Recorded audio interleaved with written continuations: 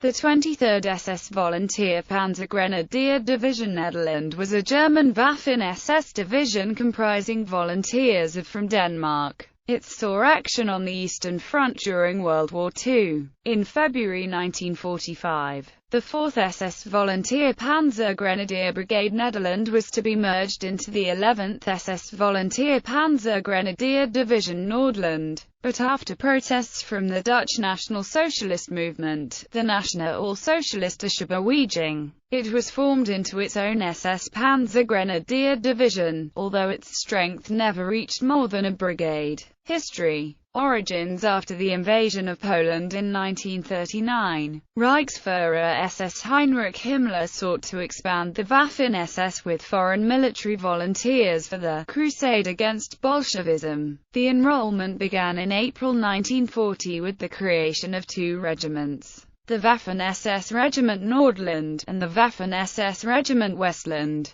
The recruitment drive in Denmark was given an air of respectability by the support of Dutch General Staff Officer Lieutenant General Hendrik A. Seyfarth. The drive was successful, and by April 1941, volunteers began arriving in Hamburg. They were processed and signed up for service in the Northwest. By July 1941, the number of recruits meant that the Northwest could be dissolved and several separate units formed. The Dutch were organized into SS Volunteer Unit Nederlander. By July 1941, the formation was the size of a reinforced infantry battalion, with 5 fully motorized companies. The unit was again redesignated, this time as SS Volunteer Legion Nederlander. On the 11th of July 1941, NSB leader Anton Mussert called upon all able-bodied members of the NSB to sign up for the Legion. General Seyfarth was recruited to command the Legion, and all recruits were permitted to wear the prince and flag on the sleeve of the uniform. When Seyfarth discovered that his formation was to come under the control of the Waffen-SS, he objected, but the Germans ignored his complaints.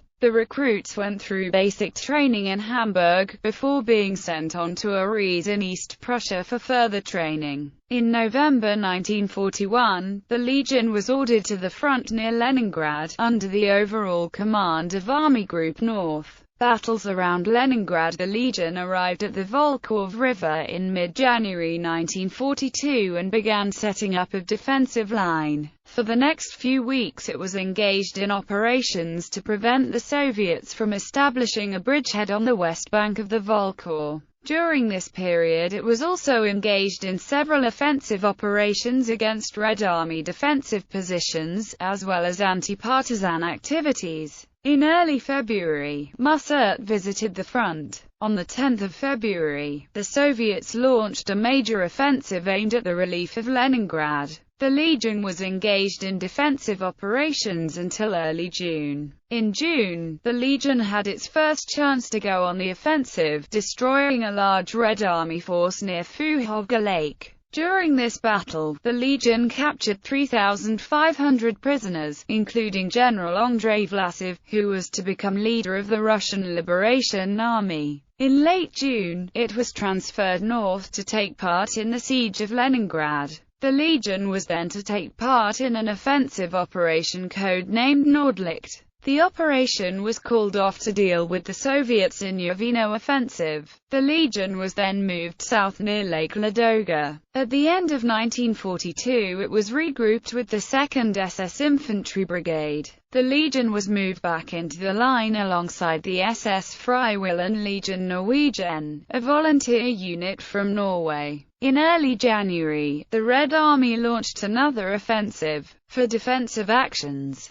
SS Sturmman Gerard Ismoyman received the Knight's Cross of the Iron Cross. He was the first non-German to receive the Knight's Cross. On the 6th of February, General Seyfarth, while campaigning for new recruits in Amsterdam, was assassinated by the Dutch resistance group CS6. Soviet attacks resumed and continued throughout the spring thaw. In April 1943, the Legion was ordered back to Sonneberg in Thuringen to be reformed as a Panzer Grenadier Brigade. Service in Yugoslavia. Upon arrival at Sonneberg, the Legion was dissolved and began the task of reforming as the SS Volunteer Panzer Grenadier Brigade Nederland. The brigade was to consist of 2 Panzer Grenadier regiments. The 2 regiments were granted honor titles: the 48th SS Volunteer Panzer Grenadier Regiment, General Seyfarth, in honor of their dead figurehead, and the 49th SS Volunteer Panzer Grenadier Regiment, De Ruyter. It was named after the 17th-century Dutch Admiral Michiel Adriaan Zonder. Ruyter. Added to this corps force were to be reconnaissance, pioneer, panzerjäger, and artillery components.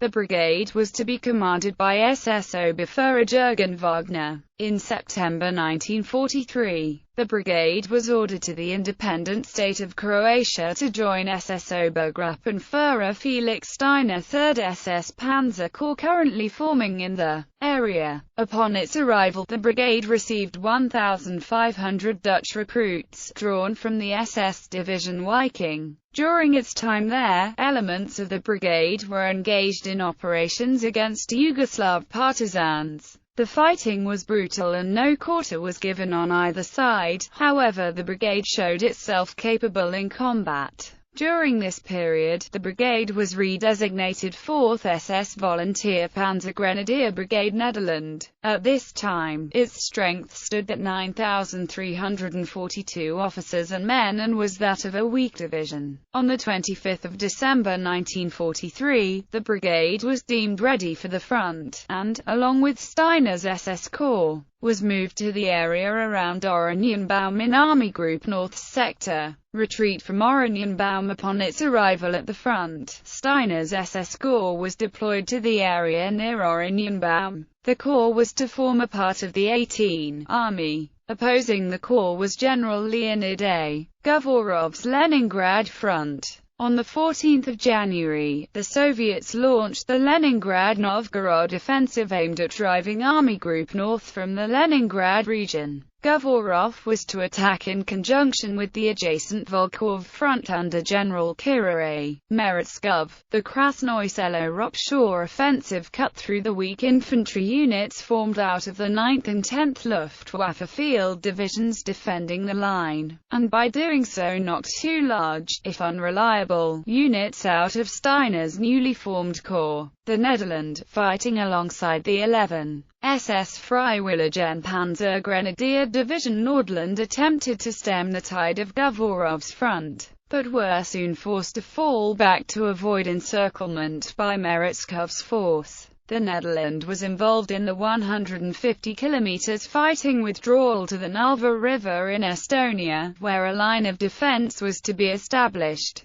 The Nederland was to defend the northern and central flanks of the Novgorod bridgehead. Battle for the Nalva bridgehead. The first Soviet attacks began on 3 February. The Soviet forces were unable to dislodge the Nederland's Nalva bridgehead. In early March, the main focus of the Red Army assaults were directed at the De Ruyter Regiment, defending the town of Lilienbach on the northern flank. In fierce hand-to-hand combat, the Dutchmen repulsed the Soviet thrusts, forcing Govorov to look elsewhere for his breakthrough. After a feint attack towards Nordland's positions, Govorov directed his forces at the General Seyfarth Regiment, holding the center of the line. The regiment was forced from its positions, but a counterattack led by Regimental Commander SS Standartenführer Wolfgang Jorchel retook the defensive works and averted a Soviet breakthrough. Govorov again shifted his focus of attack back to the De Ruyter, commanded by SS Obersturmbannführer Hans Colony, a veteran of the Viking Division. The Dutch line cracked. Only the arrival of Nordland's Panzer Battalion saved the situation. When the Panzer counterattack bogged down, Colony ordered his men to fall back to positions closer to Lilienbach. The Soviets saw this, and began laying heavy artillery fire on the withdrawing Dutchmen. This was followed up with a major assault, and the De Ruyter suffered heavily. Company leader SS Untersturmführer Helmut Scholz gathered a group of men and went into action, retaking de Ruyter's original positions. On the 22nd of March another assault hit de Ruyter, this time cutting through the lines on 5 companies' front and threatening to destroy the regiment. But the Soviet forces were ultimately unsuccessful. Withdrawal. When Govorov realized that the de Ruyter lines would not fold, he shifted his attention south to the Nordlands Danmark regiment. The launch of Operation Bagration on the 22nd of June resulted in Govorov stepping up the pressure. Earlier in February, the Red Army had established the strong Krivosu bridgehead on the western bank of the Narva and threatened to cut off the entire corps. On the 23rd of July, Steiner ordered a withdrawal to the Tannenbergstellung, a prepared position 16 kilometers to the west. The General Seyfarth Regiment and the brigade's artillery component were to provide a rearguard for the retreating troops. Govorov launched the Narva offensive on the German lines on the 24th of July. In the afternoon, the Netherlands Artillery Battalion started withdrawing across the Narva Bridge. After the unit crossed over to the other side, the Nordlands combat engineers blew up the bridge. However, the General Seyfarth Regiment would not survive the withdrawal. Attempting to avoid Red Army forces, the regiment was ordered to take a different route than that originally planned. The withdrawing unit was discovered and pinned down by fighter bombers of the Red Air Force. Soviet ground forces were brought in to trap the unit. Soon the regiment was under attack from the air and the ground. Trapped in the open, the General Seyfarth was destroyed, with only a few personnel reaching the Tannenbergstellung a week later. With the exception of the General Seyfarth, losses were minor, and Steiner's men began to dig in on the Tannenbergstellung. The General Seyfarth was ordered to be reformed at Schlockau. Retreat into Courland. During the withdrawal to the Tannenbergstellung defensive line, the Netherlands was involved in rearguard actions, during which SS Rottenführer Dirk Helsko Bruins earned the Knight's Cross. When the new defensive line was established, the Netherlands was pulled out of combat to act as reserve. The reaction of the brigade to the 20th of July plot on Hitler's life had been one of shock and anger. Several letters of sympathy and support were sent to Hitler by men from the Netherlands. On the 24th of August, Reichsführer SS Heinrich Himmler sent a letter to the brigade, praising its fighting spirit.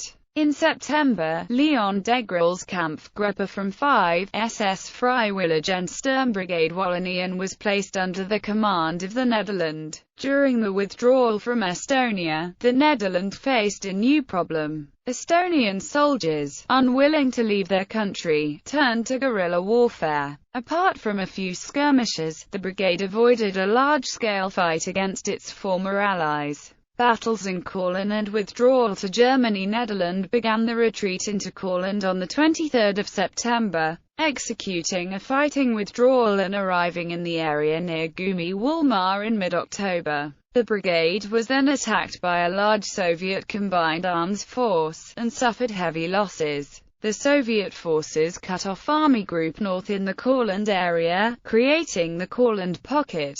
Stationed alongside the Nordland, the brigade was involved in protecting the strategically important city of Libau, one of the embarkation points for troops to be withdrawn to Germany. During the fighting in Courland, the brigade was subject to partisan attacks. In retaliation, Wagner ordered the reprisal executions of an unknown number of civilians. The Second Courland offensive was launched by the Soviet forces on the 27th of October. The next two offensives to reduce the pocket were not in Netherlands sector, and so besides minor skirmishes, the brigade saw little action for the remainder of 1944. On the 26th of January 1945, the brigade received orders to evacuate the pocket by sea and report to the Swinemünde-Stettin area to participate in the defense of the Oder line. The brigade arrived in German territory on the 4th of February. Final battles on the 10th of February. The brigade was redesignated 23rd SS Volunteer Panzer Grenadier Division Nederland, although its strength at the time was barely 1,000 men. The new division was attached to Steiner's 11th SS Panzer Army, defending the northern Oder region. The Netherlands took part in the abortive Operation Sonnenwende, and the battles near Altdam in February 1945. In April 1945, the division was split into two Kampfgruppen, based on the reformed 48th SS Volunteer Panzer Grenadier Regiment, General Seyfarth, and the 49th SS Volunteer Panzer Grenadier Regiment, Der Reuter. Kampfgruppe General Seyfarth headed south, Kampfgruppe de Reuter remained on the northern Oder front. The final Soviet offensive of 16 April had broken the German lines by 25 April. During the attacks, both formations saw heavy fighting. The breakthrough by the Red Army cut the lines of communication between the two Kampfgruppen. De Reuter was pushed back, attempting to halt the Soviets near the town of Parchim. On 3 May, the Kampfgruppe was attacked by Soviet tanks. Hearing rumors of Americans nearby, the formation broke out to the west, surrendering to the U.S. Army and being sent to a POW camp near Prague. Meanwhile, Kampfgruppe General Seyfarth was pushed south by the Soviet offensive, into the area around Halb. The remnants of the Kampfgruppe were absorbed into Kampfgruppe Vuga of the 15th Waffen-Grenadier Division of the SS. During the heavy fighting in the Battle of Halb, the General Seyfarth was destroyed. After the war, the survivors were tried in the Netherlands, with several death sentences being handed down. Wagner was extradited to Yugoslavia in 1947 to stand trial for war crimes. Found guilty before the Yugoslav Military Tribunal, he was sentenced to death and executed on 27 June 1947. Commanders: SS Sturmbannführer Herbert Garth, SS Oberfuhrer Otto Reich, SS Obersturmbannführer Abt Theuermann, SS Standartenführer Joseph Fitzthum, SS Brigadierführer Jürgen Wagner. Orders of battle: SS Volunteer Legion Niederlande I, Battalion 1, Company 2, Company 3, Company 4, Company 2, Battalion 5, Company 6, Company 7, Company 8, Company 3, Battalion 9, Company 10, Company 11, Company 12, Company 13, Artillery Company 14, Panzergrenadier Company, 4th SS Volunteer Panzer Grenadier Brigade Netherlands SS Volunteer Panzer Grenadier Regiment 48 General Seyfarth, SS Volunteer Panzer Grenadier Regiment 49 de Reuter, SS Artillery Regiment 54, SS Signals Battalion 54, SS Panzergrenadier Battalion 54, SS Pioneer Battalion 54,